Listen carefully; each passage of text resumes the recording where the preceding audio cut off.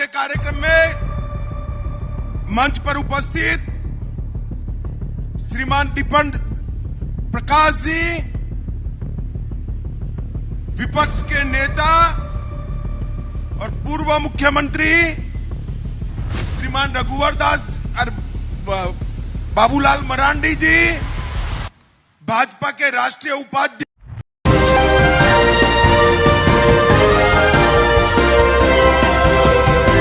जो युवाओं को रोजगार नहीं दे सकते उन्हें कुर्सी खाली कर देनी चाहिए, ये कहना है देश के गृह मंत्री जी का।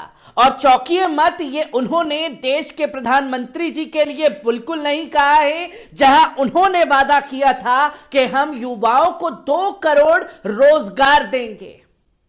ये कहा है उन्होंने हेमंत सोरेन के लिए। झारखंड के दौरे पर हैं तो झारखंड में दौरे के दौरान अमित शाह जी को रोजगार याद आ गया और इसलिए उन्होंने ये बयान दिया। और अब जनता ही सवाल कर रही है कि साहब आप कब कुर्सी खाली करेंगे। आदाब, नमस्कार, अस्सलाम वालेकुम नाजरीन। पल पल न्यूज के न्यूज रूम से मैं हूं आपके साथ नदीम अकरम। झारखंड में अमित शाह अपने दिए हुए बयान पर खुद फंस चुके हैं, क्योंकि जहां रोजगार का जिक्र उन्होंने छेड़ा तो जनता ने उन्हें आड़े हाथ ले लिया। पर झारखंड के जो दिग्गज नेता रहे हैं, पूर्व नेता रहे हैं, उनके नाम तक को सही से नहीं ले पाए देश के गृह मंत्री अमित शाह जी। कैसे जबान लड़खड़ा गई, जिसे गोदी मीडिया दिखाने से बचता रहा।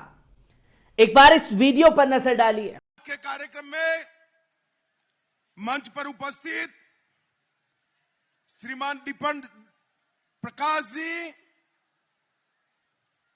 विपक्ष के नेता और पूर्व मुख्यमंत्री श्रीमान रघुवर दास बाबूलाल मरांडी जी, भाजपा के राष्ट्रीय उपाध्यक्ष।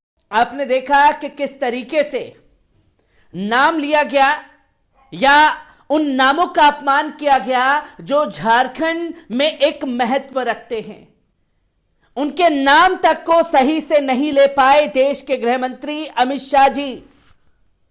और इस वीडियो को दिखाने से बचता हुआ गोदी मीडिया नजर आया, जहां अपमान झारखंड वासियों का किया गया, उन दिग्गज चेहरों का किया गया जो झारखंड की पहचान है। उनके नाम तक को सही से नहीं ले पाए हैं देश के गृह मंत्री। और गोदी मीडिया कह रहा है कि 2024 का बिगुल फूंक दिया गया है, क्योंकि जब जहां चुनाव होते हैं तो ये गोदी मीडिया बताता है कि साहब ये जो राज्य चुनाव हो रहे हैं ये 2024 की तस्वीर तय करेंगे। ये असल में सेमीफाइनल है। हर राज्य चुनाव में भारतीय जनता पार्टी के लिए यह सेमीफाइनल हो जाता है और 2024 की तैयारियों में यह गोदी मीडिया लग जाता है। झारखंड के दौरे के दौरान भी ऐसी ही तस्वीरें दिखाने की कोशिश की जा रही हैं, पर ऑल्टरनेटिव मीडिया होने के चलते हमारा दायित्व बनता है कि जो भारतीय जनता पार्टी के द्वारा चीजों को अंजाम दिया गया है उसे आप लोगों के सामने रखा जाए। किस तरीके से तमाम चीजें सामने आई हैं, एक बार इस रिपोर्ट पर नजर डालते हैं। केंद्रीय गृह मंत्री अमित शाह ने 5 जनवरी को झारखंड में मुख्यमंत्री हेमंत सोरेन पर जमकर हमला बोला। उन्होंने झारखंड में बेरोजगारी का मुद्दा उठाते हुए कहा कि अगर नौकरियां देने की हिम्मत नहीं है तो हेमंत सोरेन इस्तीफा दे देना चाहिए। अमित शाह के इस बयान पर सोशल मीडिया यूजर्स कई तरह के सवाल उठाते हुए देश के गृह मंत्री जी से चुटकी ले रहे हैं। अमित शाह ने झारखंड में कहा कि हेमंत सोरेन आदिवासी हैं, लेकिन फिर भी वे आदिवासी विरोधी हैं। इसके साथ उन्होंने कहा यहां पर नौकरियों के नाम पर युवाओं को ठगा गया है, जनजातीय समुदाय के कल्याणकारी योजनाओं के नाम पर धोखा दिया गया है। अगर युवाओं को नौकरी देने की हिम्मत नहीं है तो हेमंत सोरेन कुर्सी खाली कर दो, हम झारखंड में नौकरी देने का काम कर देंगे। लोकसभा चुनाव में इस सीट पर बीजेपी प्रचंड जीत दर्ज करेगी और फिर से देश में एनडीए की सरकार वापसी करेगी। उन्होंने झारखंड सरकार पर निशाना साधते हुए कहा कि आज झारखंड में आदिवासियों की जमीन हड़पने वाले सक्रिय हैं और यहां के मुख्यमंत्री अपनी किसी भी जिम्मेदारी को पूरा नहीं कर पा रहे हैं। उन्हें जनता माफ नहीं करेगी। इस पर सपा नेता सुनील सिंह यादव ने कमेंट किया और पूछा कि केंद्रीय मंत्रालयों ने 7 लाख से अधिक पद खाली हैं, लेकिन उन पर कोई नौकरी नहीं निकली। यूपी में शिक्षकों कर्मचारियों के लाखों पद खाली हैं, पर युवा बेरोजगार घूम रहे हैं। यहां नौकरियां कब देंगे अमित शाह जी? या हर राज्य के लिए अलग अलग जुमला ही पढ़ते रहेंगे और अलग अलग जुमला तैयार करके राज्य चुनावों में जाएंगे? इस पर एक ने कहा, एक यूजर्स ने चुटकी लेते हुए लिखा, जैसे मोदी जी नौकरी नहीं दे रहे थे, आप लोग केवल जनता को मूर्ख बना रहे हैं। एक अन्य यूजर्स ने कहा, सवाल किया कि अमित शाह जी, हरियाणा बेरोजगारी में देश में पहले नंबर पर है, कब दिला रहे हो खट्टर से इस्तीफा? इसके बारे में भी देश की जनता को बताइए। एक ने लिखा, कमेंट करते हुए कहा कि अच्छा मजाक कर लेते हैं आप अमित शाह जी। तो एक अन्य यूजर्स ने कहा, जहां जहां सरकार है वहां नौकरी नहीं दे पा रहे हैं और बातें करते हैं झारखंड में नौकरी देने की।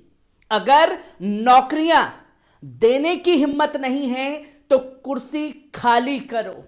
अखिलेश यादव यूपी में नौकरी देंगे, ये तमाम लोगों का कहना है। तो वहीं एक अन्य ट्विटर हैंडल से लिखा गया कि केंद्र में तो आपकी सरकार है, वहां पर नौकरियों की बौछार कीजिए श्रीमान, कब तक जुमलेबाजी करेंगे?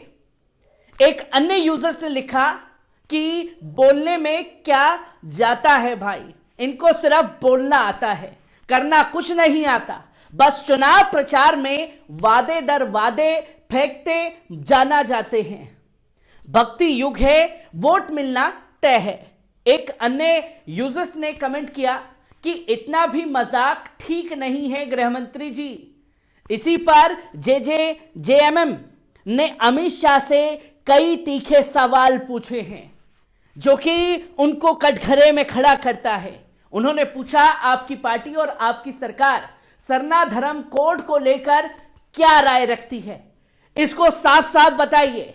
1932 के खतियाना आधारित पहचान पत्र पर आपकी पार्टी और सरकार क्या सोचती है? ओबीसी के 27% आरक्षण देने पर आपकी पार्टी और आपकी सरकार क्या सोचती है?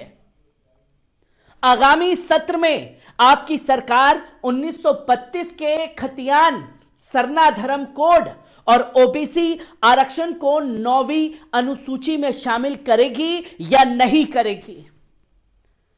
अमित शाह जी, आपको यह भी बताना होगा कि साल 2019 में किस परिस्थिति में जैन धर्म के सबसे पवित्र स्थल को अभयारण्य और इको टूरिज्म घोषित किया था आपने।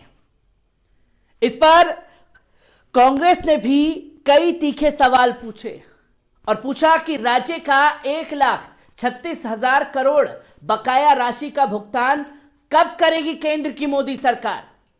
सरना धर्म कोड कब लागू होगा?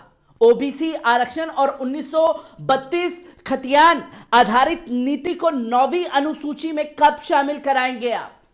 राज्य की अस्मिता एचईसी का पुनरुत्थान की दिशा में केंद्र सरकार क्या पहल कर रही है?